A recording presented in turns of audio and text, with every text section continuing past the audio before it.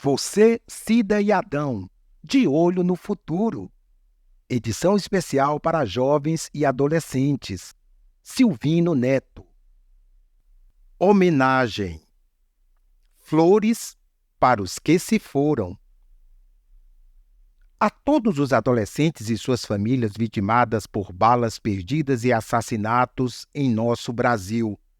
Cérebros que começaram a germinar, mas ceifados pela morte, tornaram o Brasil mais pobre. Saudades de vocês e desculpem por não termos feito mais, como sociedade civil engajada, para que vocês pudessem exercer o direito de viver mais, realizar seus sonhos e ajudar a construir um Brasil forte para todos nós. Segue minha homenagem a vocês na poesia que escrevi quando da morte do adolescente Jeremias, no Rio de Janeiro, a cidade maravilhosa. Lamentações dos Jeremias. Silvino Neto, em choro convulsivo pelos Jeremias, 8 de fevereiro de 2018. Sim, Jeremias, mesmo, no plural, faço minhas as lamentações do profeta Jeremias e apresento meu pesar pelo menino adolescente Jeremias Moraes, atingido por uma bala perdida no Complexo da Maré. Jeremias, o profeta de Israel, chora diante de Deus pela miséria de seu povo. Chora pela cidade deserta, antes grandiosa entre as nações. Lamenta pelo esplendor que fugiu de Sião, cidade maravilhosa. Lamenta pelos tesouros saqueados. Chora por aqueles que vão em busca de pão. Lamenta pela espada que a todos consome. Chora pelas crianças e bebês que desmaiam pela cidade. Chora pelas vidas que se desvanecem nos braços de suas mães. Chora pela língua dos bebês, que de tanta sede gruda no céu, mas no céu da boca. Lamenta pelos órfãos de pais, pelas mães viúvas. Profeta Jeremias, hoje sou eu o profeta chorão, que choro convulsivamente pela morte do jovem Jeremias, jovem sonhador da comunidade da Maré, no meu Rio de Janeiro.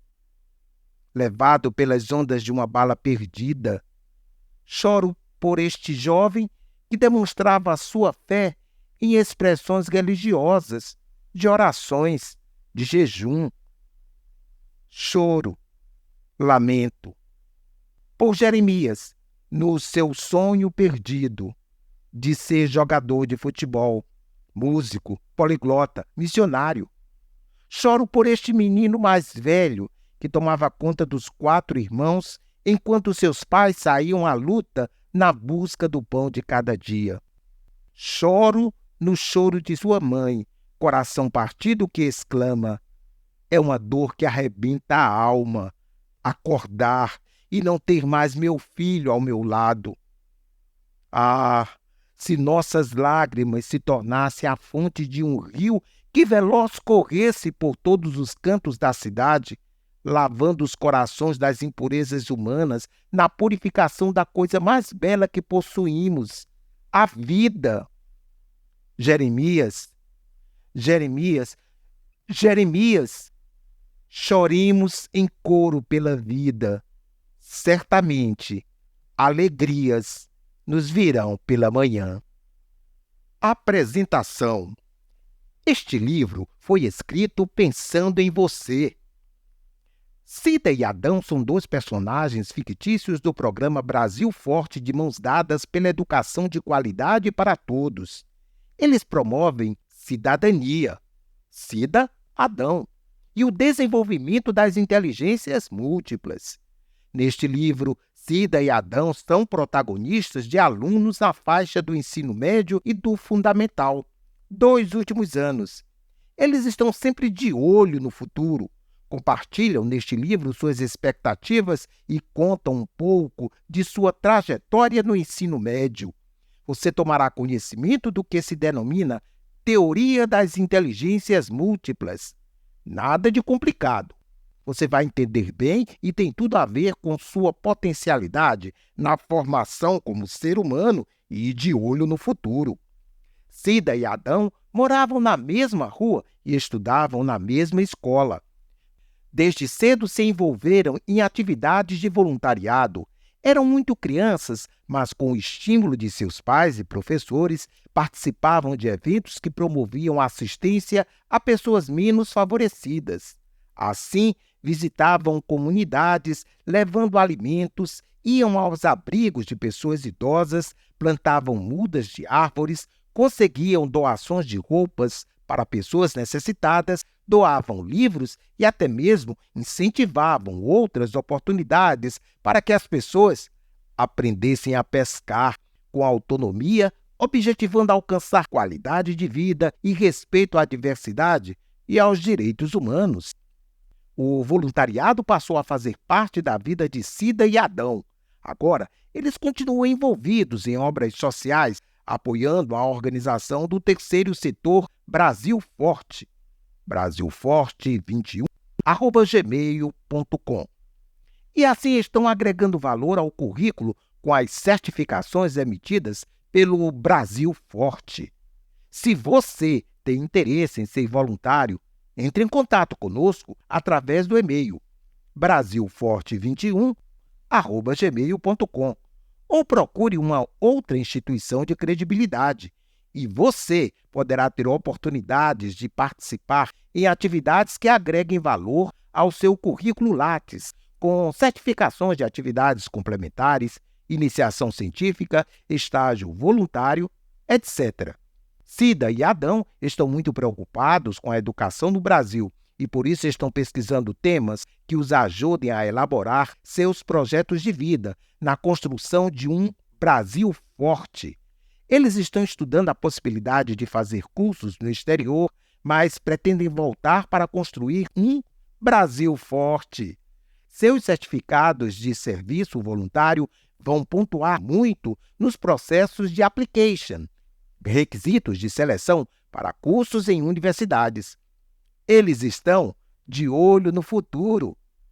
E você? Inteligência musical. Todo dia é dia de cantar. Zezé Freitas.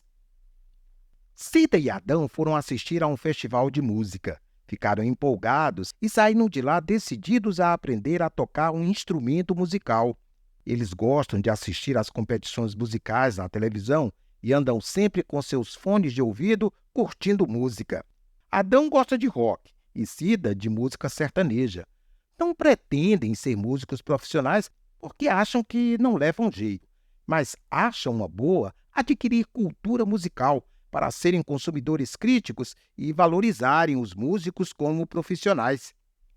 E você? Curte música? Arranha algum instrumento? Canta? Faz parte de algum conjunto? Que tipo de música você gosta? A música para você é um hobby ou você acha que leva jeito e poderia ser esta sua atividade profissional no futuro? Aprender música é um meio de descobrir se esta é ou não uma das inteligências predominantes que nos sinaliza a possibilidade de abraçar a música como a sua atividade profissional. Dr. Gardner, da Universidade de Harvard, autor da Teoria das Inteligências Múltiplas, diz que a inteligência musical se manifesta na capacidade de discriminar sons, ritmos e notas musicais, habilidades de compor músicas e arranjos, cantar, reger e tocar instrumentos musicais. Quem tem uma inteligência musical predominante pode tornar-se um profissional da música em várias áreas e deve buscar formação específica que lhe certifique para o exercício em áreas tais como crítico de música, compositor, cantor, maestro, executor de algum instrumento musical, professor de música, etc. Certamente você já ouviu falar sobre alguns músicos famosos: Beethoven, Elvis Presley, Beatles, John Lennon, Villa-Lobos, Tom Jobim, Ivete Sangalo, além de outros que você curte e acompanha no dia a dia, em seu fone de ouvido, cantarolando, batucando e trocando alguns passos. A música nos eleva, nos inspira, transmite energia, fala a nossa alma. Ela nos faz bem, não acha? A música se faz presente em nossas vidas desde o nascimento, quando nos braços de nossos pais eles nos embalavam, cantando para nos fazer dormir. Eu ainda me lembro de meu pai cantando para eu dormir. Boi, boi, boi, boi da cara preta. Nascemos com as notas musicais dentro de nós. Elas nos acompanham nos eventos escolares, esportivos, nas expressões de espiritualidade, nas igrejas, nos festivais, nas cerimônias de casamento. A inteligência musical está presente em cada ser humano e precisa ser desenvolvida. François Guizot disse que a música oferece à alma uma verdadeira cultura íntima e deve fazer parte da educação do povo. Espero que você, Cida e Adão saibam curtir a música como consumidores, ou, se for o caso, como competentes profissionais da música. Já pensou nisso? Bora refletir. Que tal refletir sobre os pensamentos que seguem? Será que transmitem alguma mensagem positiva para você? A música é celeste, de natureza divina e de tal beleza que encanta a alma e a eleva acima da sua condição. Aristóteles. Morre lentamente quem não viaja, quem não lê, quem não ouve música e quem não acha graça de si mesmo.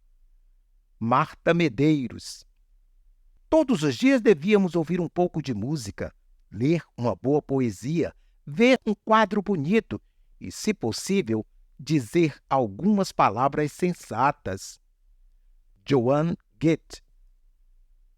Se não fosse físico, acho que seria músico. Eu penso em termos de músicas. Vejo minha vida em termos de música.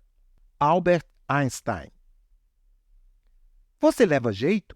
Responda às seguintes perguntas, cujas respostas podem sinalizar a sua afinidade com a inteligência musical.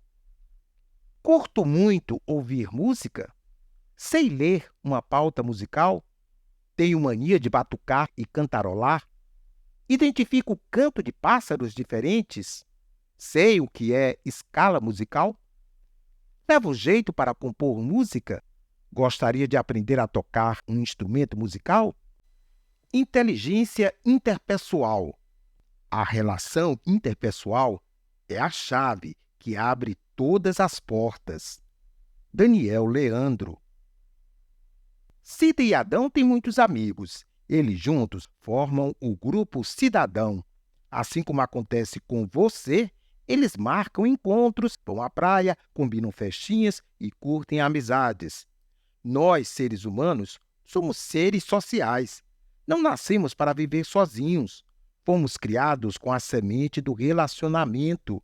A comunicação entre pessoas é uma arte de convivência que precisa ser desenvolvida para evitar ruídos e suas desagradáveis consequências.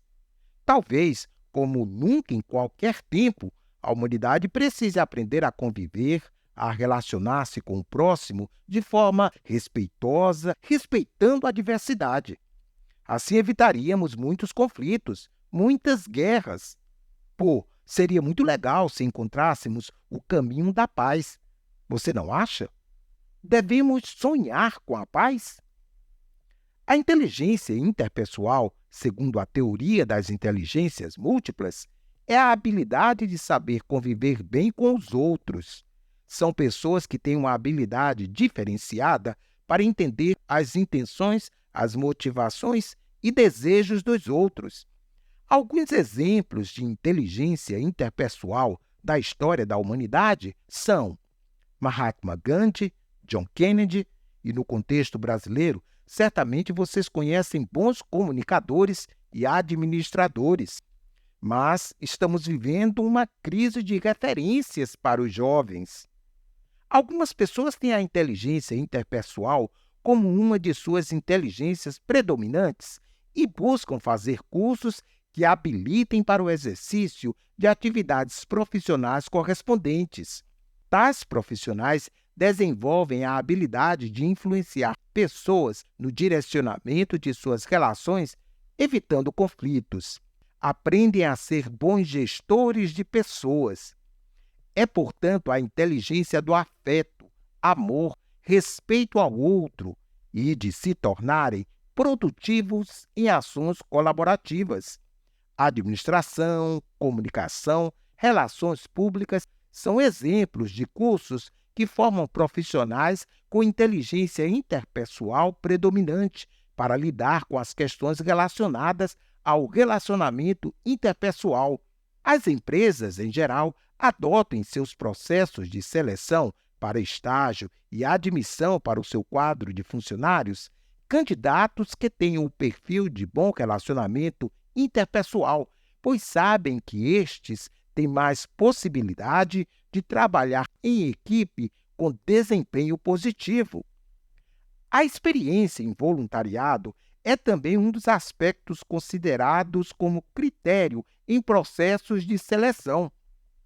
Daí, mais um motivo de você se engajar em oportunidades de voluntariado em projetos sociais, um excelente espaço para exercitar a sensibilidade na relação com o próximo. Você deve aproveitar as oportunidades de voluntariado não somente para uma satisfação pessoal de promover o bem, mas porque também pontua para algumas aspirações de seu projeto de vida. E você? Como vai o seu relacionamento com os outros? Convive numa boa ou está sempre em conflito de relacionamento com os familiares, vizinhos, colegas? Bora refletir? Dedique um tempinho para refletir sobre estes pensamentos e veja se eles transmitem alguma mensagem positiva para você. O verdadeiro sucesso depende da habilidade de relacionamento interpessoal, da capacidade de compreender ideias e emoções.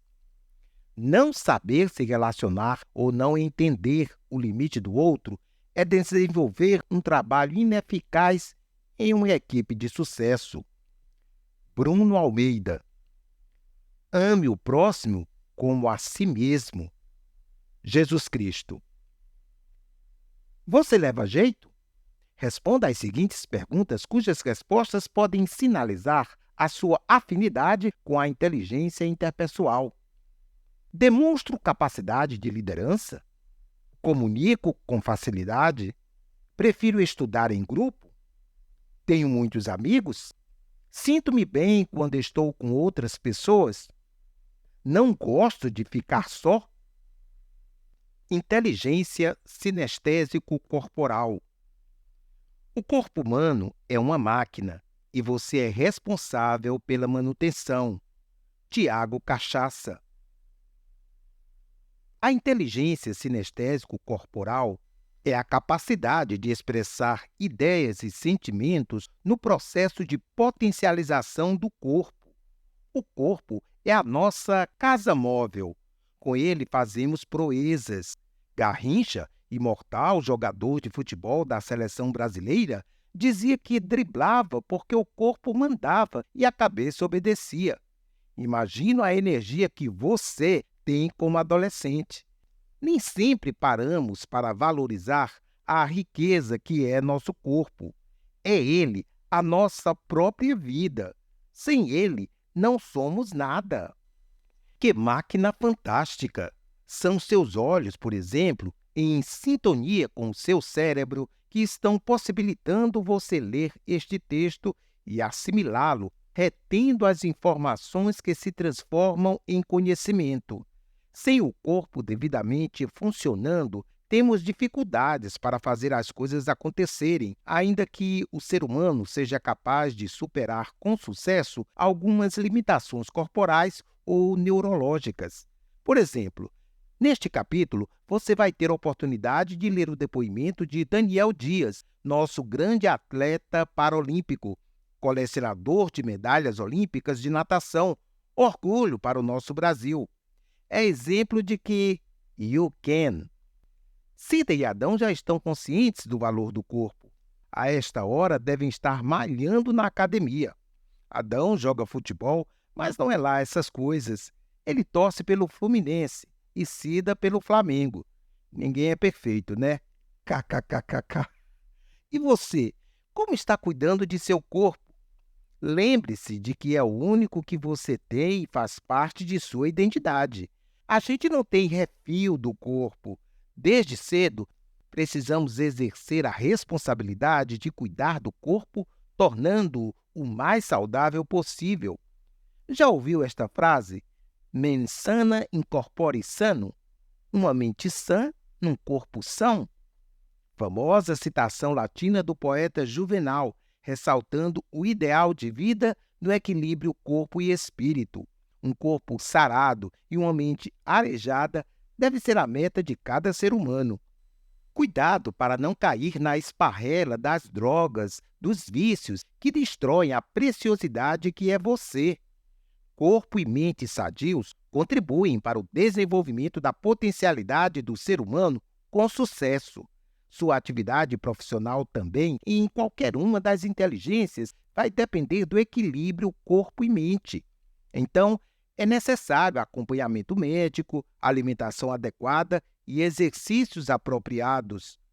O Dr. Gardner, o pesquisador que fundamenta nosso livro, aborda como uma das 9 inteligências a inteligência sinestésico-corporal e exemplifica como expressão dessa inteligência em sua predominância a inteligência de profissionais, tais como ator, mímico, atleta nas diversas modalidades esportivas, dançarino.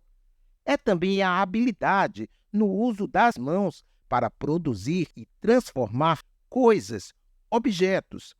Por exemplo, artesão, escultor, mecânico, cirurgião, padeiro, digitador. Esta inteligência requer ainda habilidades físicas específicas, coordenação motora, equilíbrio, destreza, força, flexibilidade e velocidade. Todos nós precisamos, como clientes, da competência destes profissionais. Mas o bacana é que todos nós temos, predominantemente, uma ou mais destas 9 inteligências. Você já identificou a sua? Será que a inteligência sinestésico-corporal é a sua inteligência predominante? Mas não se esqueça, todo ser humano precisa desenvolver destreza corporal e apreciar os profissionais do corpo. Assim, recomendamos fazer caminhadas, hidroginástica, academia, praticar esporte, frequentar teatro, apresentações de balé, prestigiar campeonatos esportivos e atividades manuais. Estas atividades, além de promover saúde, promovem também cultura, o que é relevante na interação social. Vivenciando algumas destas atividades, pode ser que você descubra se é ou não uma de suas inteligências predominantes. Em relação à construção de seu projeto de vida, se esta for a sua inteligência predominante, você tem uma gama de possibilidades para elaborá-lo. Por exemplo, propondo projetos, políticas públicas referentes à inteligência sinestésico-corporal nas áreas de esporte, dança, promoção de saúde para o cidadão brasileiro. Por exemplo, você sabia que o esgoto gerado por 45% de toda a população brasileira não recebe qualquer tipo de tratamento, o que aumenta os riscos de doenças, de poluição, contaminação de rios, lagos e outros mananciais onde os rejeitos são lançados? Este cenário inviabiliza o crescimento e o desenvolvimento saudável do ser humano na sua plenitude, ocasionando uma perda incalculável de muitas pessoas que poderiam realizar-se e ser úteis à sociedade com seu potencial. Saúde é um tema transversal a todas as inteligências. Todo conhecimento nasce do ser humano. Ele é a sede em potencial de todas as áreas do conhecimento. O conhecimento não cai do céu e não deve ser monopólio dos mais favorecidos. Todos temos um potencial para desenvolver e favorece quando há condições básicas de saúde física, emocional e espiritual. Bom lembrar que projetos sociais com ênfase na inteligência sinestésico-corporal têm contribuído para dar oportunidades a jovens e crianças de comunidades chamadas de vulnerabilidade social a se desenvolverem e a se tornarem grandes atletas. Você se lembra de alguns exemplos de jovens de sua cidade e outros com projeção nacional, frutos de projetos sociais? Bora refletir? Dedique um tempinho para refletir sobre estes pensamentos e veja que mensagem eles transmitem a você. Cara, lembre-se, seu corpo é uma máquina e você é responsável pela manutenção dele. Na hora que você pega na bola, se você não sabe o que fazer com ela, tente outro esporte. Júlio Boros. Não é o ritmo nem os passos que fazem a dança, mas a paixão que vai na alma de quem dança. Augusto Branco. Você leva jeito? Vamos responder algumas perguntas que podem sinalizar seu perfil com predominância na inteligência sinestésico-corporal. Gosto de praticar atividades esportivas com regularidade? Gosto de trabalhos manuais? Educação física é uma das disciplinas que mais gosto? Gosto de tocar nas coisas para percebê-las melhor? Inteligência linguístico-verbal. Os verdadeiros analfabetos são os que aprenderam a ler e não leem. Mário Quintana. Cida e Adão gostam de ler. Cida se amarra em romance e poesia. Ela até já aventurou escrever alguns versos, como este, que tem a ver com as inteligências múltiplas. Sou ser semente de grande potencialidade, regada pela educação. Estarei sempre presente, dando frutos de montão por toda a eternidade. Já Adão prefere literatura de aventura. E você? Aqui para nós, me diga, você gosta de ler ou só costuma ler livros escolares nos deveres de casa? Quantos livros já leu este ano? Gosta de escrever? Já escreveu algum poema, algum conto? Você é daqueles que tremem na base quando tem que enfrentar o público, quando tem algum trabalho escolar para apresentar à turma? Pois é, você pode vencer algumas dessas dificuldades em atividades que têm a ver com a inteligência linguístico-verbal. Você conhece pessoas que têm o dom da palavra? Que têm facilidade para se expressar e escrever com clareza e objetividade? São pessoas que usam a palavra como ferramenta, tanto escrita como oral. Quem sabe você também tem este potencial que precisa ser desenvolvido e que venha a ser sua atividade profissional. Dr. Gardner, pesquisador de Harvard, identifica a inteligência linguístico-verbal como uma das 9 inteligências. Esta inteligência, como as demais, precisa ser desenvolvida, pois é ferramenta muito importante de comunicação escrita e oral. No entanto, algumas pessoas têm a inteligência linguístico-verbal como sua inteligência predominante. Elas buscam desenvolver este tipo de inteligência, fazem cursos específicos e se tornam competentes profissionais da comunicação oral e ou escrita. É o caso dos professores, contadores de história, políticos, escritores, poetas, dramaturgos, jornalistas, entre outras profissões. O aprendizado de idiomas também tem a ver com o desenvolvimento da inteligência linguístico-verbal. E a aprendizagem de um idioma, principalmente do inglês, é muito importante e quase indispensável nos dias de hoje. Portanto, você deve se virar para fazer um curso de idioma. Pense positivo, diga sempre, I can, eu posso, e procure levar a sério seu curso de idioma. Pesquise vários cursos em sua cidade, inclusive a possibilidade de fazer pela internet. Alguns projetos sociais oferecem cursos gratuitos. Cida, por exemplo, dá aula de inglês como voluntária em um projeto social, e isto agrega valor ao seu currículo. Se você já domina algum idioma, procure ONGs, organizações do terceiro setor, que certifiquem serviços de voluntariado e se apresente para dar aula em projeto social. Além da satisfação pessoal, isso lhe vai ser muito útil na seleção para algum curso no exterior ou para ingresso no mercado de trabalho. Algumas atividades que podem ajudar a desenvolver sua inteligência linguístico-verbal e descobrir se você a tem como uma das inteligências predominantes são ler com mais frequência e exercitar-se na comunicação escrita e oral, participar de rodas de leitura, promover momentos de contação de histórias, experimentar escrever contos, poemas, participar em projetos de alfabetização, de troca de livros, etc. Tais atividades agregam valor ao seu currículo. Esta é uma forma também de você contribuir para a erradicação de um dos problemas mais graves que temos no Brasil, o analfabetismo funcional. Analfabeto funcional é aquele que não domina o mínimo de conhecimento para interpretar textos e operações matemáticas. Assim, tem dificuldade de pensar, de criar, de exercer seu senso crítico. Triste, não é? O índice de analfabetismo funcional no Brasil é muito alto. Vamos mudar este triste cenário de nosso país? E este tema pode ser um de seus projetos de vida. Cida e Adão estão mandando este recado para você.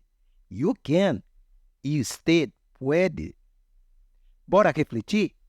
Dedique um tempinho para refletir sobre estes pensamentos e veja que mensagem eles transmitem a você. Quem mal lê, mal ouve, mal fala, mal vê. Monteiro Lobato. Não basta saber ler que Eva viu a uva. É preciso compreender qual a posição que Eva ocupa no seu contexto social. Quem trabalha para produzir a uva e quem lucra com esse trabalho. Paulo Freire. O livro é um brinquedo feito com letras. Ler é brincar. Rubem Alves. Você leva jeito? Responda as seguintes perguntas, cujas respostas podem ajudar você a identificar sua inteligência linguístico-verbal. Gosto muito de ler? Gosto de fazer palavras cruzadas? Gosto muito de poesia? Faço diário sobre a minha vida? Sou bom aluno de língua portuguesa? Inteligência naturalista. Viver sem conviver com a natureza é viver na pobreza de vida. Cida tem um cachorro da raça maltês e Adão adotou um vira-lata que ficava sempre à porta de sua casa, como que pedindo: "Au, au, au, me adote, por favor." Desde cedo, eles foram estimulados pelos seus pais a amar os animais e cuidar das plantas.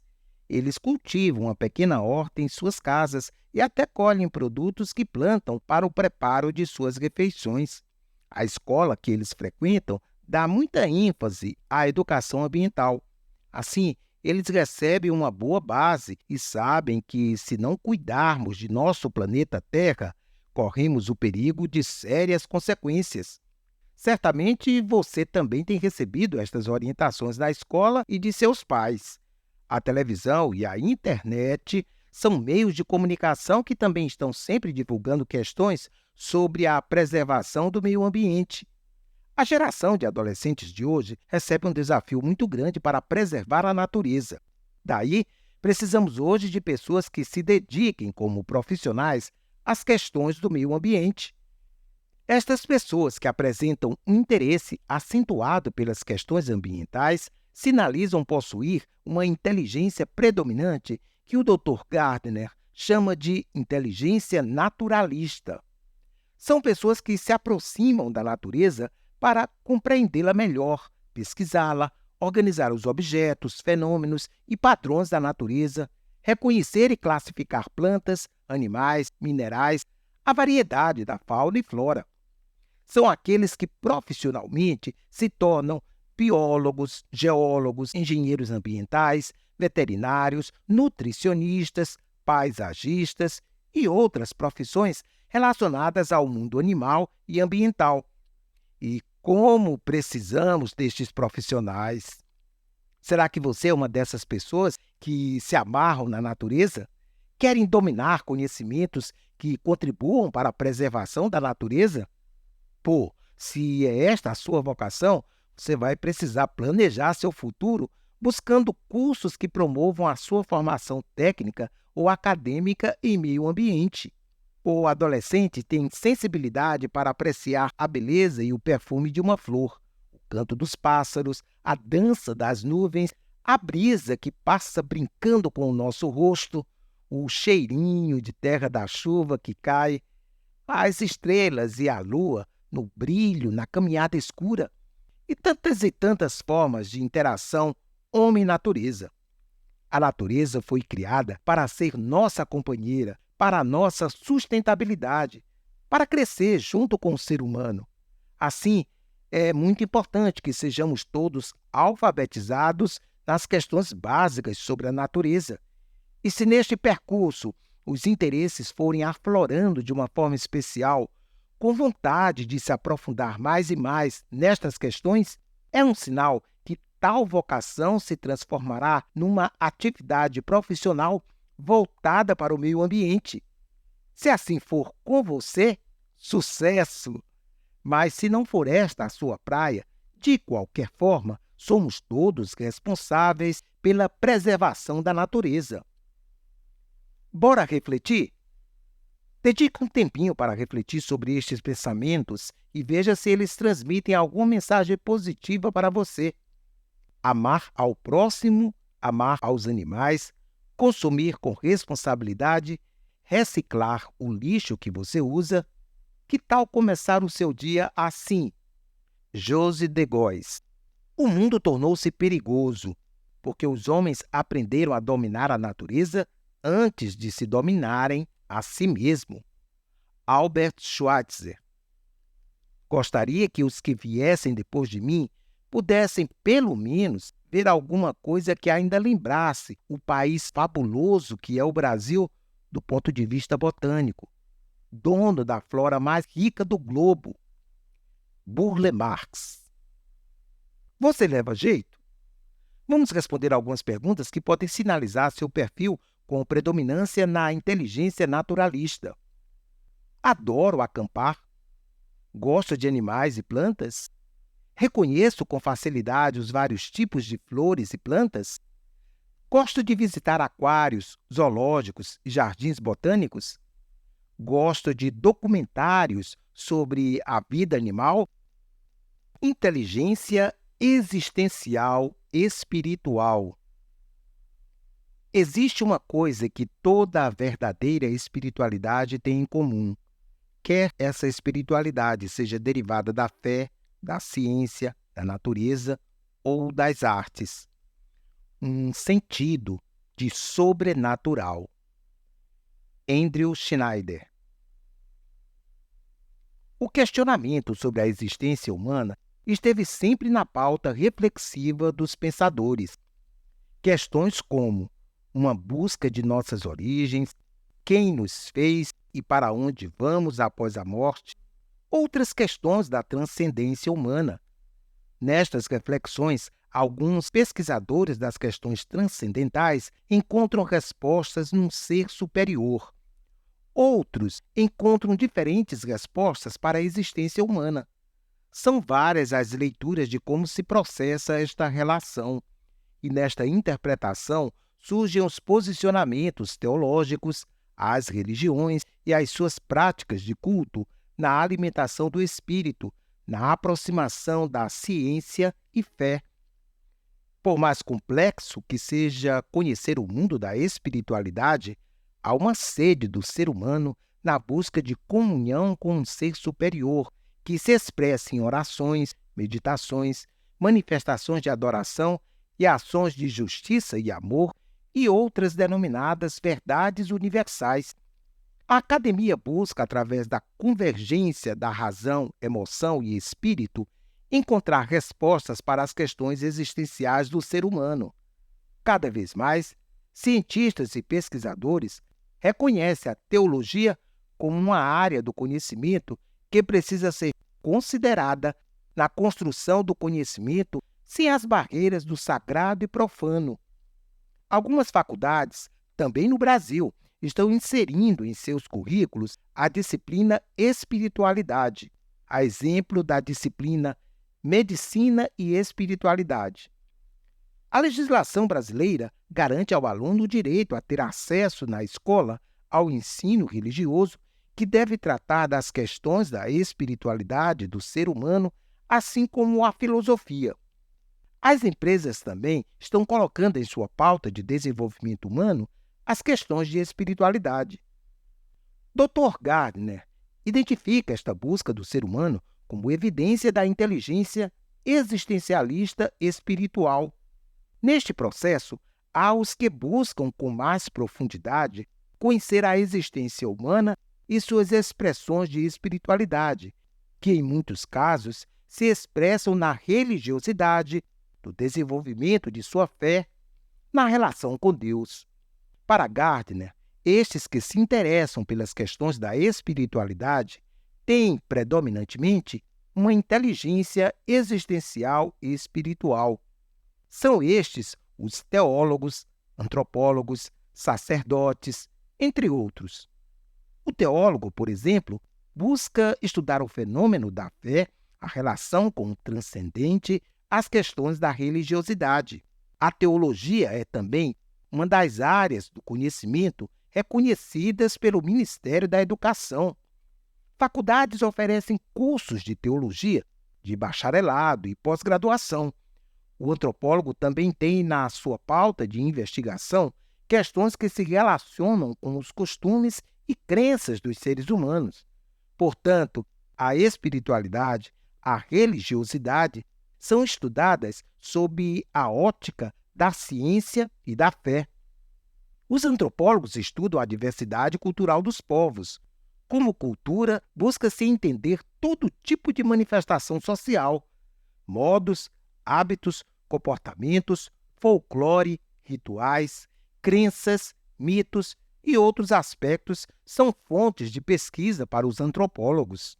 Já o sacerdote é considerado um ministro do ser superior, Deus, em algumas expressões de religiosidade, que busca na religiosidade a expressão da espiritualidade.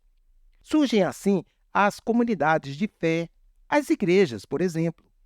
Os líderes religiosos conduzem os rituais eclesiásticos, ensinam doutrinas, dogmas, práticas de comportamento religioso, considerando as interpretações de cada expressão de fé. Como nas demais inteligências, também todo ser humano precisa buscar conhecimento e explicar questões referentes à inteligência existencial e espiritual, ainda que não seja a sua inteligência predominante. E deve fazê-lo de tal forma que as suas convicções de espiritualidade e religiosidade sejam construídas pelo senso crítico pessoal para que tenha real significado em sua prática de vida.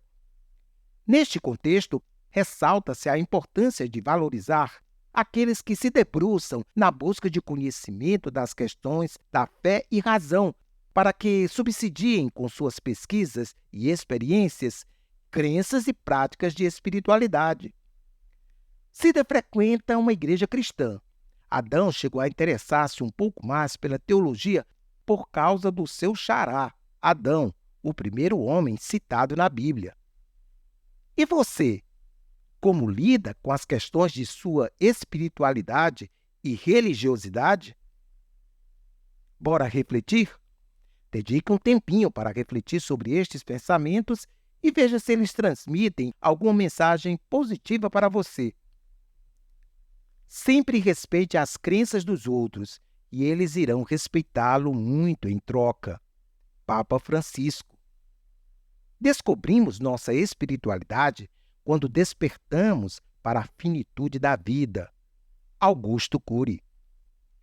O que vale não é o quanto se vive, mas como se vive. Martin Luther King. Minha religião é o amor. Dalai Lama. Eu vim para que tenham vida, e vida em abundância. Jesus Cristo. Você leva jeito?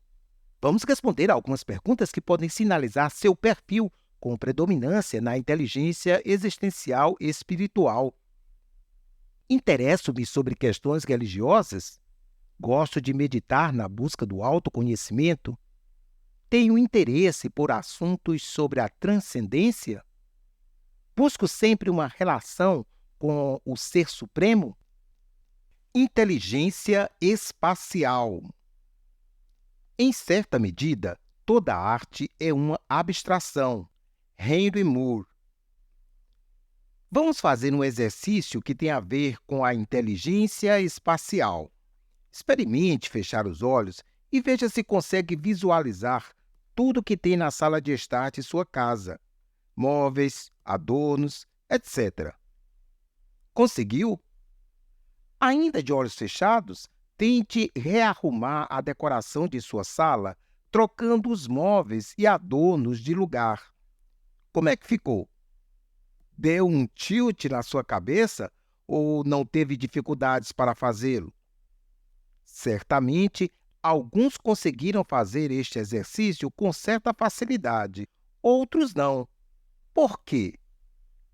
Segundo o Dr. Gardner, a inteligência espacial está relacionada à capacidade de perceber o mundo visual com precisão e manipulá-lo com criatividade. É a capacidade, por exemplo, de você projetar no papel a construção de um prédio. Um pintor já tem elaborado em sua mente a obra de arte, com detalhes de cores, antes de iniciar a sua execução. Não sei se você gosta de jogar xadrez, mas o xadrez é um jogo que estimula o desenvolvimento da percepção espacial. Note que o xadrezista concebe cada jogada a partir de uma imagem mental das peças no tabuleiro em processo, tendo como meta o checkmate. Na adolescência, é que a pessoa consegue lidar com a ideia de espaços abstratos governado por regras formais. É neste momento, então, que ele se torna capaz de unir as formas de inteligência lógico-matemática e espacial em um só sistema geométrico ou científico.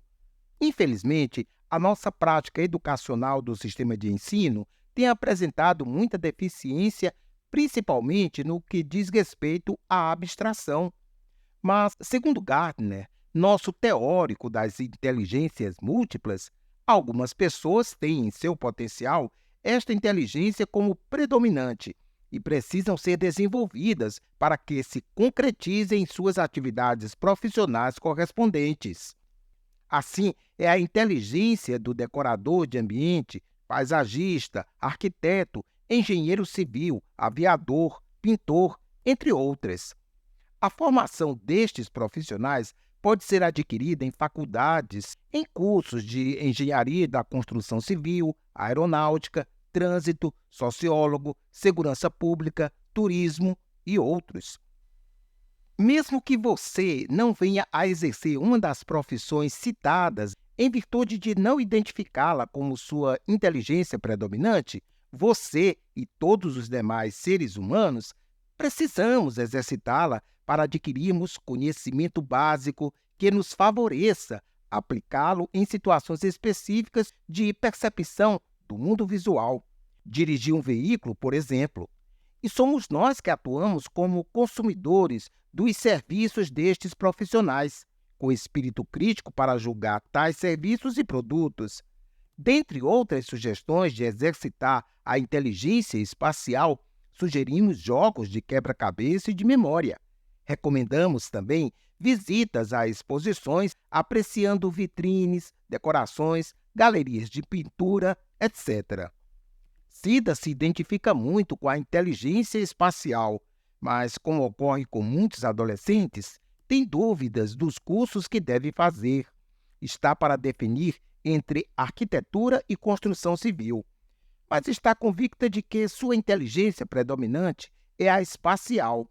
Adão é mais um cara ligado à inteligência naturalista. Lembra que ele adotou um vira-lata? Está propenso a fazer engenharia ambiental. E você, já conseguiu identificar sua inteligência predominante? Já sabe qual curso que pretende fazer e que profissão seguir? Sabe? As pesquisas revelam que 50% dos adolescentes da sua idade que estão no ensino médio ainda não sabem o curso que devem fazer. Isso é muito preocupante. E você deve achar a sua vocação, a sua trajetória em busca de uma profissão no futuro em que se sinta realizado. Bora refletir? Dedique um tempinho para refletir sobre estes pensamentos e veja se eles transmitem alguma mensagem positiva para você. A arquitetura não é apenas um sonho, é um sonho posto em prática. É um sonho realizado. Denise Alves.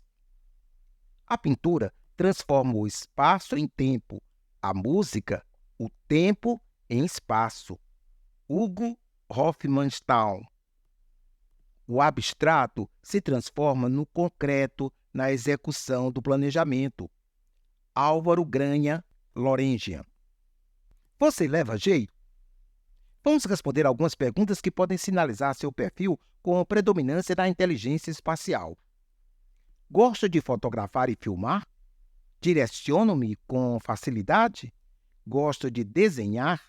Gosto de fazer mapas? Mostro interesse pela beleza e harmonia das coisas?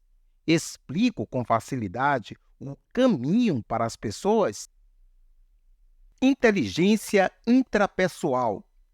O caminho para conquistar a inteligência intrapessoal está no autoconhecimento. Conhece-te a ti mesmo é uma das máximas do conhecido filósofo grego Sócrates. Buscar conhecer-se é um processo reflexivo que deve nos acompanhar no dia a dia, porque é um caminho para levar ao aperfeiçoamento de vida, de comportamento, na relação consigo mesmo, com os outros e com o mundo. É, pois, a capacidade de autoconhecimento e o agir adaptativamente com base neste conhecimento.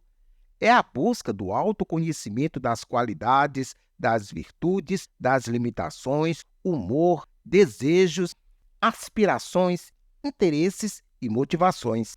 É a busca do autoconhecimento das qualidades, das virtudes, das limitações, humor, desejos, aspirações, interesses e motivações. Em síntese, este processo desenvolve a inteligência intrapessoal, ou seja, de autoconhecer-se e de amar-se a si mesmo, para que se alcance a maturidade de uma vida equilibrada, de amor ao próximo, à natureza e ao seu Criador. Esse tipo de inteligência é inerente em todos os seres humanos, porém, alguns a possuem com maior desenvolvimento e facilidade, enquanto outros precisam aprimorá-las com o tempo. Vocacionalmente, pessoas se dedicam ao aprofundamento da reflexão intrapessoal e se tornam profissionais que ajudam outras no processo de descobrir-se a si mesmo e buscar autonomia no direcionamento equilibrado de suas ações como seres humanos. São exemplos de profissionais no exercício da inteligência intrapessoal o psicólogo, assistente social, psiquiatra, psicanalista, capelão, filósofo, dentre outros. Outro dia, em conversa com Cida e Adão sobre a importância da reflexão interior, eles revelaram que não curtiam muito isto de autoconhecer-se. Diziam que estavam no corre-corre com tantas atividades e que não tinham tempo para nada. Aula de inglês, academia, trabalhos da escola. Mas depois de uma boa conversa, concluíram que era preciso e essencial refletir sobre si mesmos para dar sentido à vida. Portanto, independentemente de você possuir uma inteligência intrapessoal predominante, todos nós precisamos estar em constante processo de desenvolvimento pessoal através do autoconhecimento. Assim, o exercício de um diálogo constante consigo mesmo, avaliando o comportamento no exercício dos deveres e direitos, refletindo sobre princípios e valores, para se tornar um ser humano melhor e útil à sociedade, avaliando sua autoestima, são autorreflexões relevantes para o equilíbrio e o domínio emocional sobre comportamentos sem altos e baixos e que favoreçam a tomada de decisões acertadas na vida. O processo de autoavaliação pode resultar em autonomia para direcionar suas decisões, segurança, facilidade de resolução de conflitos, foco e concentração nas atividades, persistência para atingir objetivos e metas, disciplina e autoestima elevada e sentimento de realização pessoal. O desenvolvimento da inteligência intrapessoal, sem dúvida, vai ajudar você no processo de identificar e elaborar seu projeto de vida com a definição da missão, do alcance de seus sonhos, metas e objetivos. Bora refletir? Dedique um tempinho para refletir sobre estes pensamentos e veja se eles transmitem alguma mensagem positiva para você. A sabedoria começa com a dúvida. Freud. Não importa quantos passos você deu para trás, o importante é quantos passos agora você vai dar para a frente. Provérbio chinês. Conhece-te a ti mesmo. Sócrates. Você leva jeito? Vamos responder algumas perguntas que podem sinalizar seu perfil com predominância na inteligência intrapessoal. Gosto de meditar, pensar sobre a vida? Gosto de pensar no meu futuro e planejar? Gosto de ler sobre autoconhecimento? Percebo meus limites e valores? Inteligência lógico-matemática.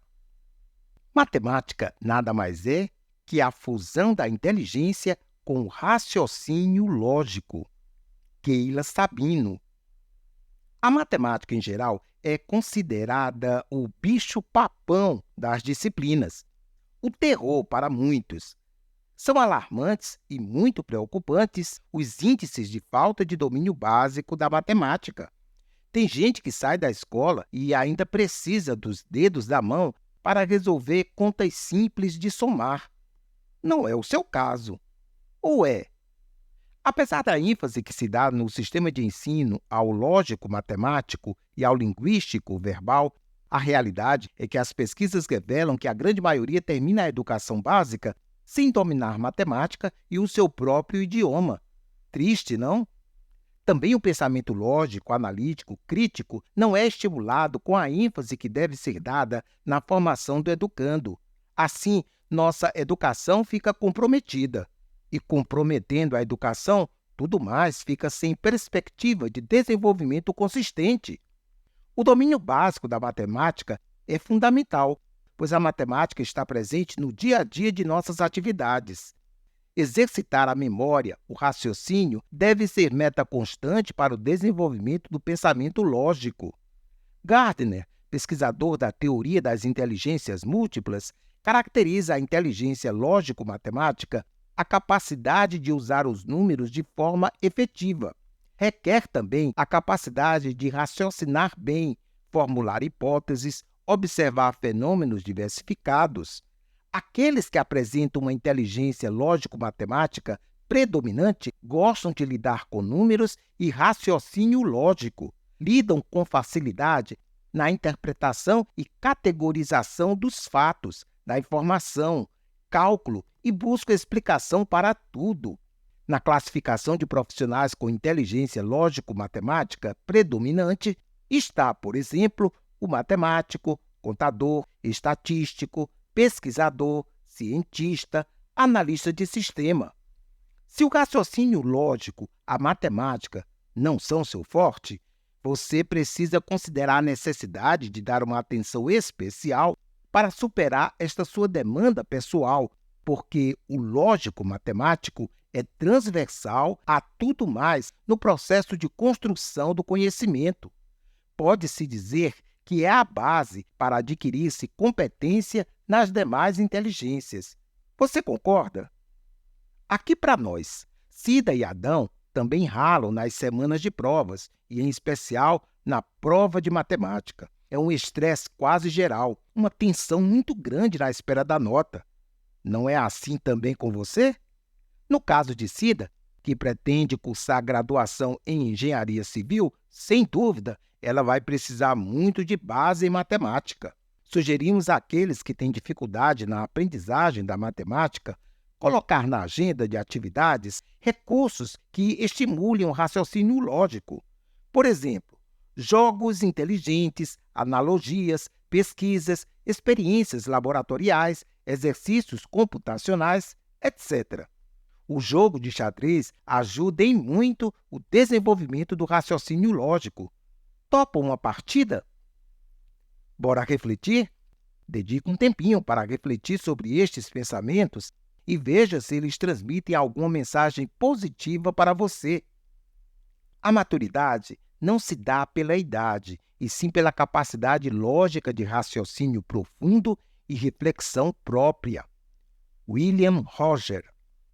Nenhum trabalho de qualidade pode ser feito sem concentração e autossacrifício, esforço e dúvida. Max Beerbohm. O raciocínio é lógico, dependendo da matemática utilizada. Eric Ramos. Você leva jeito? Vamos responder algumas perguntas que podem sinalizar seu perfil com predominância na inteligência lógico-matemática. Faço cálculos de cabeça? Lido com facilidade com medidas, números, estatística? Uso mais a razão que o sentimento? Uso a linguagem de computador com facilidade? Gosto das ciências exatas? Apêndice. Entrevista com a professora Diva Guimarães, uma expressão da inteligência linguístico-verbal e sinestésico-corporal. Professora Diva Guimarães, também conhecida como Dona Diva, filha de Dona Rita, parteira e lavadeira, e seu Pedro Manuel, ferroviário. Nasceu em 1940, em um pequeno lugarejo com um lindo nome, Serra Morena, um dos pontos de moradia dos ferroviários que construíam a estrada de ferro do norte do Paraná. Formou-se professora para ensino primário em Cornélio Procópio. Formou-se em Educação Física na UFPR. Fez especialização em basquetebol, voleibol e judô e vários outros cursos de curta duração sobre esporte e educação infantil. Após aposentar-se, cursou e formou-se em fisioterapia na Faculdade Tuiuti, em Curitiba. Fez pós-graduação em acupuntura, primeira turma do Paraná. Como professora de educação física, foi técnica e árbitra mirim, infantil e juvenil de basquetebol, voleibol e atletismo. Adulto, basquetebol, voleibol. Como fisioterapeuta, exerceu a profissão por mais de 10 anos como massoterapeuta e acupunturista. Leia a entrevista que preparamos para você. Dona Diva, quando a senhora identificou a sua vocação profissional? Identifiquei minha vocação profissional muito cedo, quando aos 10 anos fui agredida na escola e tive que mudar de sala. Percebi então que, perante as leis, éramos tratados de forma totalmente desigual. Após este episódio, fui carinhosamente acolhida e tratada pela professora Raquel Ribeiro Melo, do 4º ano primário. Decidi, então, ser professora. Alguém a influenciou na sua tomada de decisão profissional? Se a sua resposta for positiva, de que forma foi influenciada? Sim, minha mãe, Rita, pelo valor atribuído à educação e pela luta para que os filhos estudassem, e mais 3 professoras, fundamentais à minha formação. Deni Correia Pedotti, por me incentivar à leitura desde muito cedo e pelo apoio e carinho com que sempre me acompanhou. Gilda Poli, por mostrar que acreditava em mim e sempre me dizer: não desista, pois você é capaz de resolver qualquer coisa na sua vida.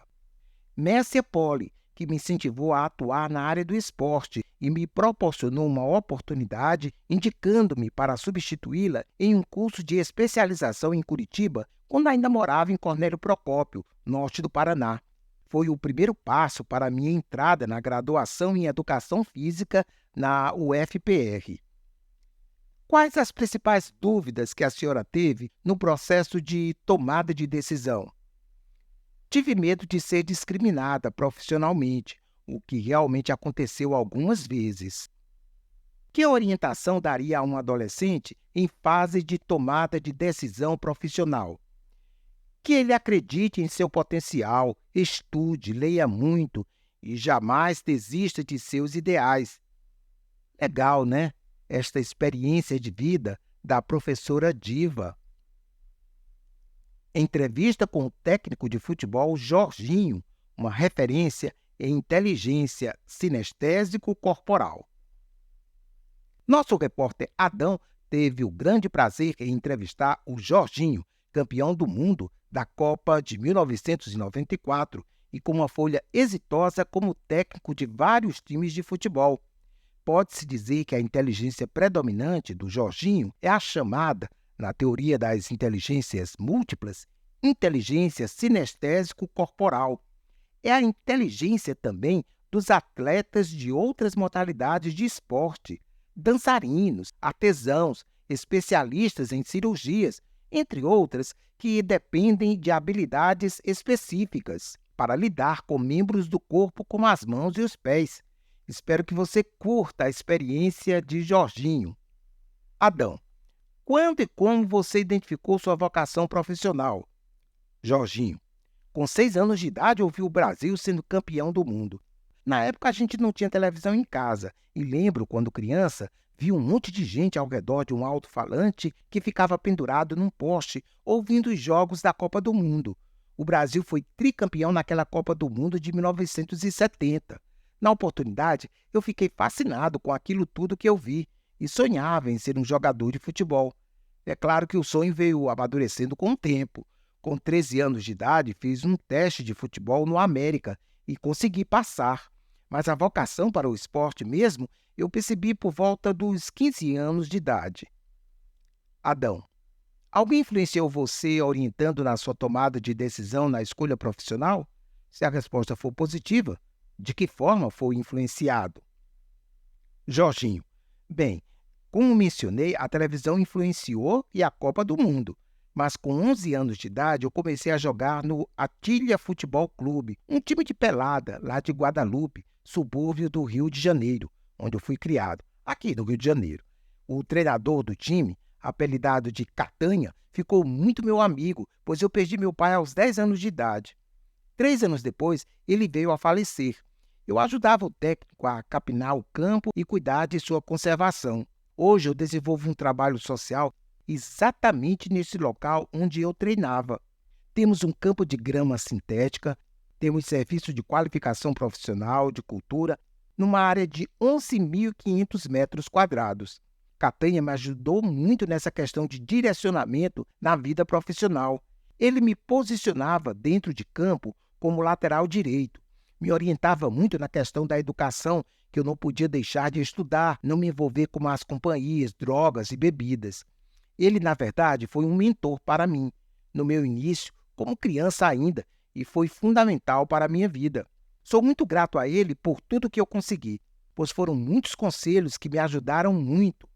Eu tinha 2 irmãos homens viciados, então todos os ensinamentos que o Catanha me passou foram muito valiosos para não me envolver com drogas, de pensar em trazer alegria para a minha mãe, mudar a história da minha família. Tudo isso eu assimilei e, com certeza, transformou minha vida. Adão, quais as principais dúvidas que você teve no processo de tomada de decisão para se dedicar ao esporte?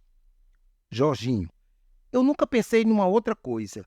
Sempre pensei em ser jogador de futebol, mas não tenha dúvida que bate uma dúvida, principalmente nos momentos de indefinição.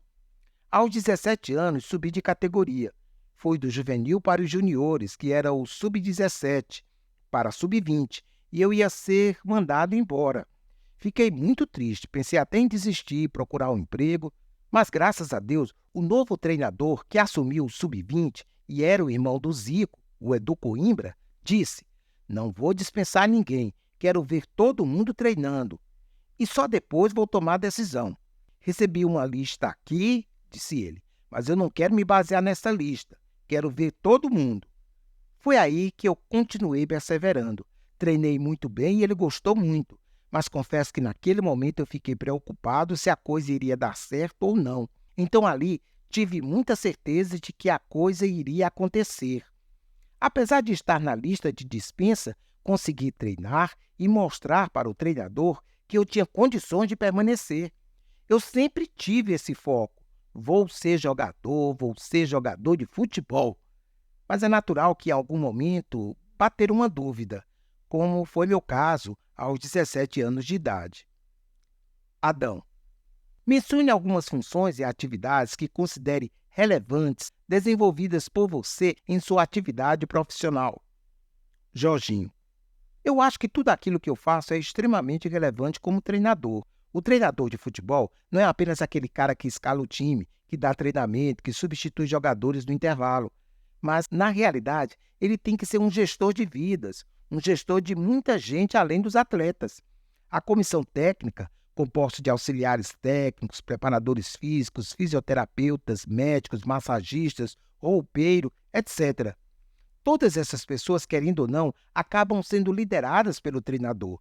E eu preciso ser um excelente exemplo para eles, de respeito, de liderança, fazer com que eles participem e se tornem ativos em todo o processo que a gente desenvolve para que tudo corra bem. Eu também sou presidente do Instituto Bola pra Frente e sou uma peça muito importante pelo meu nome, por aquilo que eu represento para o Instituto. As crianças me veem como um exemplo, como ídolo, e eu preciso dar um bom exemplo disso. Mas também sou alguém que faz toda a gestão do trabalho, com o apoio de alguns profissionais. Tenho que correr atrás de verba, ser o garoto propaganda do negócio. Então, acho tudo muito relevante, e isso que eu faço, e fico muito feliz por tudo que eu tenho realizado.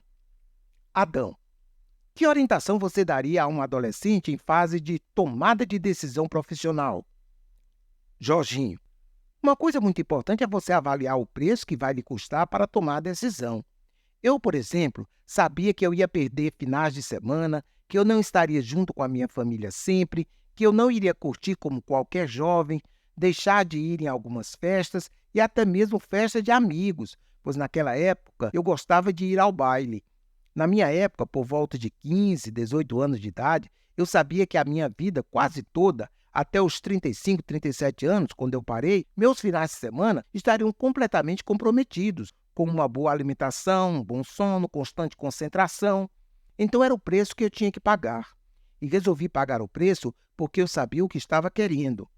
Uma outra coisa, se for possível, é conciliar as duas coisas, o que você gosta de fazer e o que você tem que fazer para conseguir o seu sustento. Fazer aquilo que você ama fazer é fundamental. Com 21 anos de idade, eu me converti ao cristianismo. Então orava e pedia a direção a Deus e perguntava se eu devia ou não mudar de clube. Mas isso é uma questão pessoal minha como cristão. Essas são as 3 dicas que eu queria deixar com você. E aí, o que é que você achou da experiência do Jorginho? Quase todo garoto pensa em ser jogador de futebol, talvez por causa da influência do futebol no Brasil. Meu netinho de 7 anos, como todo menino brasileiro, já decidiu que vai ser jogador de futebol. E o cara é craque mesmo. Arrasou outro dia na escolinha de futebol, jogando pela Argentina contra o Brasil. Adivinhe de quanto foi o score? 6-1. Lembra até o 7-1, Brasil e Alemanha, na Copa de 2014. E o neto recebeu o certificado de destaque. Já disse para ele que, se deseja ser um profissional do esporte, é fundamental que cuide bem do corpo, incluindo a saúde da mente. Vai precisar e muito de cuidados para ser um atleta, ou, se não for o caso, para qualquer atividade profissional. O esporte é muito importante para o ser humano por vários fatores.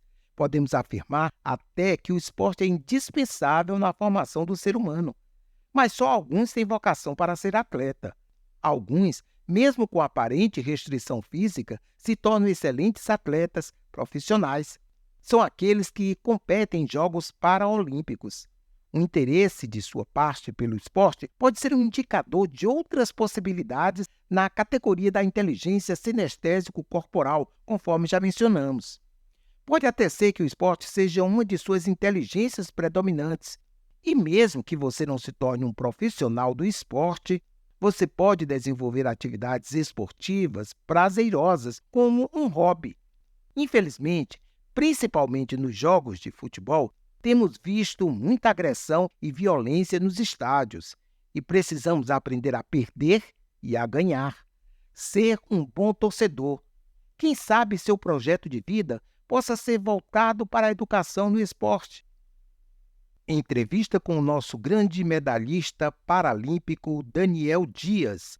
Com muito prazer, apresentamos a você Daniel Dias, o maior medalhista paralímpico brasileiro. Um exemplo também de inteligência sinestésico-corporal.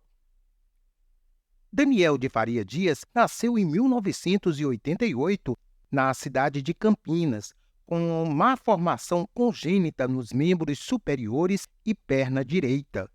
Sempre foi fã de esportes e descobriu o paradesporto ao ver o nadador brasileiro Clodoaldo Silva na televisão, competindo às Paralimpíadas de Atenas 2004. Animado, começou as aulas de natação e em 2 meses aprendeu todos os estilos. 2 anos depois, Daniel já participava do seu primeiro Mundial de Natação em Durban, África do Sul, em 2006, e começava a escrever um novo capítulo na história do esporte. Daniel Dias confirmou seu status como o maior medalhista paralímpico brasileiro de todos os tempos, ao ganhar 4 medalhas de ouro, 3 pratas e 2 bronzes nos Jogos Paralímpicos Rio 2016. Agora, sua coleção de medalhas paralímpicas chega ao impressionante número 24. Além das medalhas, também é o atual recordista mundial em 9 provas. Em Jogos Parapan-Americanos, Rio 2007, Guadalajara 2011 e Toronto 2015, Daniel tem em sua bagagem 27 medalhas no total, sendo todas de ouro. Em se tratando de campeonatos mundiais de natação, Durban 2006, Andover 2010, Montreal 2013, Glasgow 2015 e Cidade do México 2017. Daniel participou de 5 edições e chegou à marca histórica de 36 medalhas, sendo 30 de ouro. Em 2016, Daniel recebeu o prêmio Laureus World Sports Awards, popularmente conhecido como o Oscar do Esporte, como o melhor atleta com deficiência do ano pela 3ª vez. Ele já havia conquistado o mesmo título em 2009 e 2013. Até então, apenas 3 outros brasileiros haviam recebido este prêmio: Pelé, futebol 2000, Ronaldo Fenômeno, futebol 2003 e Bobby Burnquist, skateboard 2002. Atualmente, Daniel reside e treina na cidade de Bragança Paulista, São Paulo. É casado e pai de 2 filhos, Azaf e Daniel. Leia a entrevista que ele deu para você ao Brasil Forte. Quando e como você identificou sua vocação profissional? Quando fui para a minha primeira competição, ali entendi que este era o dom que Deus tinha me dado e que eu precisava lapidar isso. Alguém influenciou você na sua tomada de decisão na escolha profissional? Se sim, de que forma foi influenciado? Meus pais sempre me apoiaram, mas acredito que cada um tem que fazer sua escolha. Quais as principais dúvidas que você teve no processo de tomada de decisão? Sempre surgirão dúvidas neste processo. A minha foi se realmente era aquilo que eu queria como profissão. Afinal, ser atleta no nosso país não é fácil. Que orientação você daria a um adolescente em fase de tomada de decisão profissional? Siga seu coração, escolha algo que te faça bem e não o que vai te dar remuneração financeira. Escolha algo que ame fazer, pois você fará aquilo com prazer, alegria. Escolhendo desta maneira, não tenho dúvidas que você será uma pessoa realizada. Belo exemplo de superação e profissionalismo do Daniel, você não acha? Ele é uma referência de que podemos obter êxito mesmo com aparentes limitações. Corra na frente, cara! Entrevista com Tiago Lacerda, doutor e pesquisador da Universidade Federal Fluminense. Conheci Tiago ainda na sua adolescência, em cadeira de rodas, com dificuldade de se expressar oralmente e de se locomover por um problema congênito que afetou sua mobilidade e expressão oral.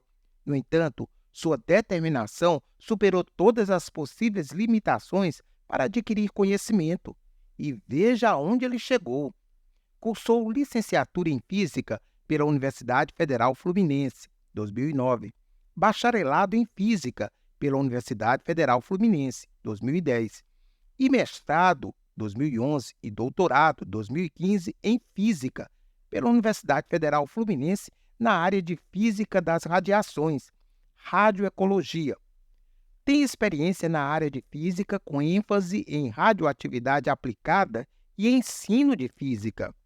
Na área de radioatividade, trabalho com espectrometria e entendimento de fenômenos ambientais usando radionuclídeos como rastreadores. Já em ensino, me dedico a novas metodologias e práticas experimentais que permitam o melhor acesso do aluno às ciências.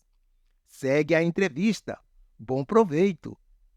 Doutor Tiago, quando e como você identificou a sua vocação profissional? No ensino fundamental, sempre tive facilidade de aprendizado, em especial lógico-matemático.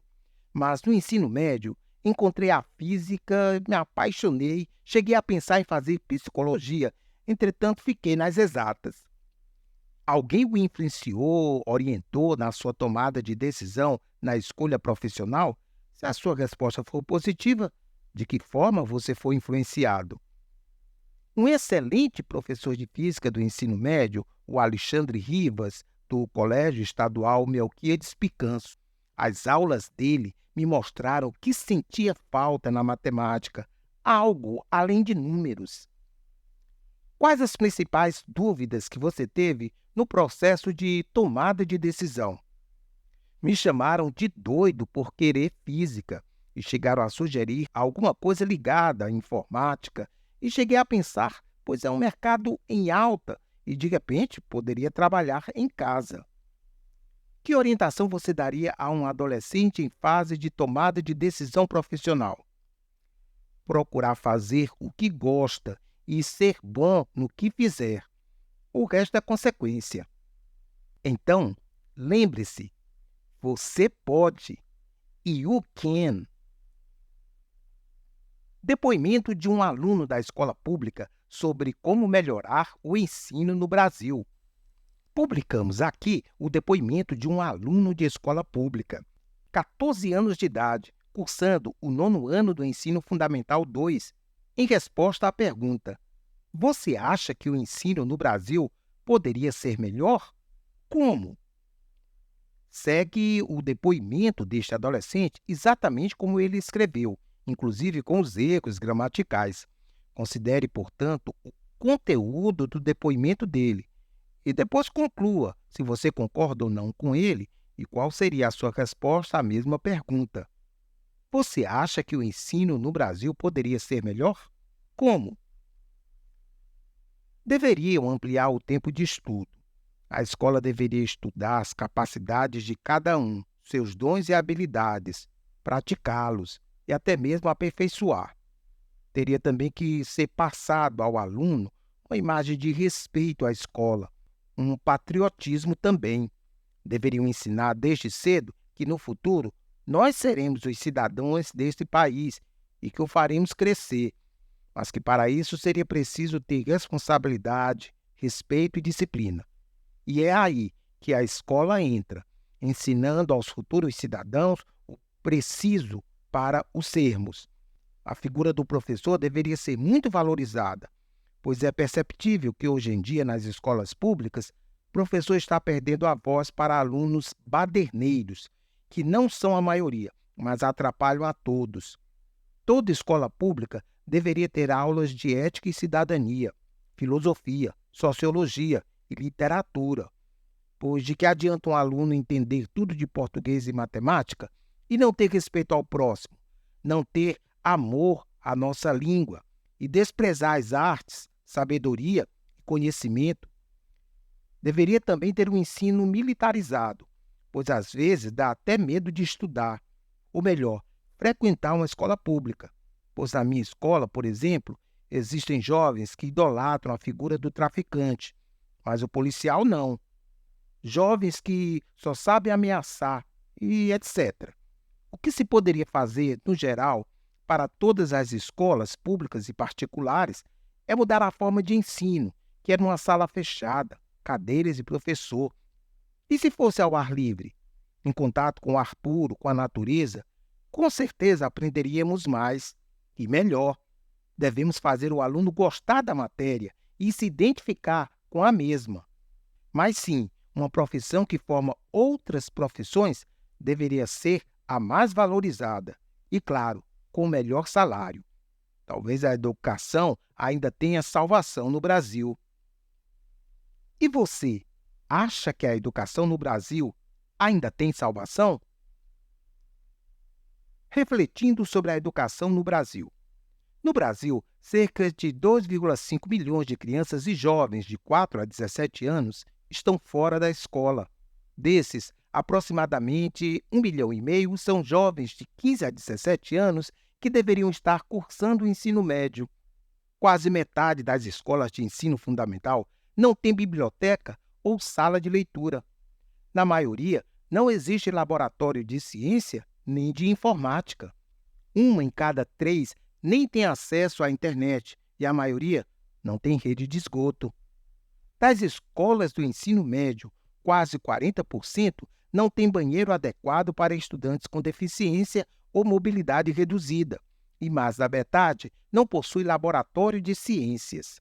A taxa de reprovação e abandono da escola da rede pública é de mais de 19% no 6º ano do ensino fundamental, e no 1º ano do ensino médio piora, vai para 28%, enquanto na rede particular é de pouco mais de 8%. Os dados educacionais em relação ao aprendizado de português e matemática são muito baixos. Apenas 7% das pessoas egressas do ensino médio aprendem o mínimo esperado em matemática. Em relação ao ensino de português, o número melhora, mas continua ínfimo. São 29% das pessoas que aprendem, mas não alcançam resultados satisfatórios. Os números valem tanto para as escolas públicas quanto particulares. 600 mil adolescentes abandonam a escola anualmente. Não basta ser pai, é preciso participar. Os pais têm missão muito importante na orientação vocacional de seus filhos. Desde pequenos, eles podem observar as manifestações dos talentos de seus filhos. Então é importante abrir canais de diálogo sem imposição entre pais e filhos. Veja um depoimento destes pais no processo educativo de sua filha, que sirva de exemplo. Aninha, a primogênita, desejava ser professora desde criança. Juntava as bonequinhas e os bichinhos de pelúcia e passava horas dando aulas para eles. Sempre alimentamos esse desejo, pois venho de uma família de educadores. Com 14 anos, a Aninha já trabalhava como auxiliar no Piccolo Undo, uma escola de educação infantil perto de onde morávamos. Fez magistério, depois imediatamente cursou pedagogia na PUC de São Paulo. Foi professora no CBB. É diretora pedagógica no Colégio Batista Ágape de Campinas, com quase 1.000 alunos. Fez vários outros cursos em sua área. Sempre motivávamos a Aninha para essa área profissional, por vermos a sua inclinação para o magistério. Os presentes que dávamos nos aniversários, Natal, Dia da Criança e até em dias sem qualquer celebração especial eram voltados à educação. Livros, lousas, aventais, mesinha com cadeirinhas, vídeos pedagógicos. Orávamos com ela sobre um futuro brilhante. Sempre mostrava que não bastava ela ser mais uma professora, mas sempre perguntávamos: que tipo de professora você será. Um grande impacto na sua vida, ainda na adolescência, foi quando assistimos juntos ao Mestre com Carinho. Depois de assisti-lo, compramos o vídeo e a apresentamos. Ela assistia 2 ou mais vezes por semana, vivia cantando as músicas do filme. Também podemos encorajá-la nessa área, convidando-a, ainda adolescente, para ajudar no Ministério Infantil da Igreja Batista de Vila Mariana. Ela amava e se preparava mesmo. Mais tarde, quando jovem, a Aninha implantou um trabalho que envolveu grande equipe de voluntários naquele ministério. Quer saber mais? Nosso livro Você, Cida e Adão não tem a pretensão de esgotar todos os assuntos pertinentes às demandas da educação do ensino médio no Brasil. Nem mesmo é o veículo adequado para uma abordagem muito abrangente. Por isso, estamos acrescentando algumas informações que podem ser úteis para você complementar as informações que necessite na busca de orientação vocacional profissional. Colocamos à sua disposição o nosso site e e-mail, brasilforte21@gmail.com, para trocarmos figurinhas, continuando nosso contato. Gostaríamos de receber uma avaliação sua sobre o livro, bem como as suas sugestões para o Brasil Forte em sua missão de contribuir para uma educação de qualidade e para todos.